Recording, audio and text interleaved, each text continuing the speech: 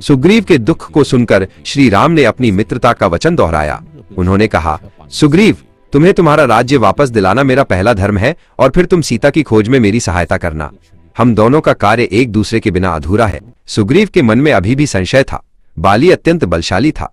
सुग्रीव ने कहा, हे राम, बाली इतना शक्तिशाली है कि मैं डरता हूं। क्या आप उसे हरा सकते हैं? मुझे आपकी शक्ति का कोई प्रमाण चाहिए। ये दुंदुभी का शरीर है। बाली ने इसे एक ही पैर से फेंक दिया था। अगर आप इसे उठाकर दूर फेंक दें तो मुझे विश्वास हो जाएगा। श्री राम ने एक ही झटके में उस विशालकाय कंकाल को लात मारी। वो उड़ता हुआ कई योजन दूर जाकर गिरा। सुग्रीव की आंखें आश्चर्य से खुली रह गईं। इसके बाद सुग्रीव ने एक और परीक्षा ली। उन्होंने 7 साल के वृक्षों की एक पंक्ति की ओर संकेत किया जो घने और विशाल थे। क्या आप एक ही बाण से इन 7 वृक्षों को एक साथ भेज सकते हैं? राम ने तुरंत अपना दिव्य बाण निकाला और उसे चढ़ाकर निशाना साधा। टन की आवाज के साथ बाण ने एक क्षण में 7 विशाल वृक्षों को एक साथ छेद दिया और फिर वापस राम के तरकश में लौट आया। सुग्रीव ने अब राम को एक साधारण मनुष्य नहीं बल्कि स्वयं नारायण का अवतार माना। उन्होंने राम के चरणों में अपना सिर झुकाया और कहा, प्रभु, आपके जैसा बलवान तीनों लोकों में नहीं है।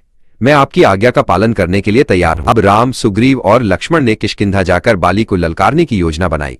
हनुमान ने सुग्रीव को समझाया कि बाली के सामने पहली बार में हार नहीं माननी है ताकि राम को अवसर मिल सके। चारों वीर किष्किंधा के पास पहुंच गए। सुग्रीव ने एक शक्तिशाली और गर्जनापूर्ण दहाड़ लगाई जिसने पूरे पर्वत को कंपा दिया। ये बाली के लिए सीधी चुनौती थी। सुग्रीव की दहाड़ सुनकर बाली क्रोध से भर उठा और तुरंत अपनी पत्नी तारा के रोकने पर भी युद्ध के लिए बाहर आ गया। दोनों वानर भाई गदा और मुट्ठियों से एक दूसरे पर प्रहार करने लगे। राम ने एक वृक्ष की ओट से छिपकर देखा और बाली पर एक अचूक बाण चलाया। बाण लगते ही बाली धरती पर गिर पड़ा। अपने अंतिम क्षणों में उसने राम की ओर देखा और न्याय पर प्रश्न किया। राम ने उसे धर्म का मर्म समझाया और उसे मुक्ति का मार्ग दिखाया। बाली के वध के बाद राम ने सुग्रीव को किष्किंधा का राजा बनाया। वर्षा ऋतु शुरू हो चुकी थी, इसलिए सबने सीता की खोज का अभियान 4 महीने बाद शुरू करने का निर्णय लिया।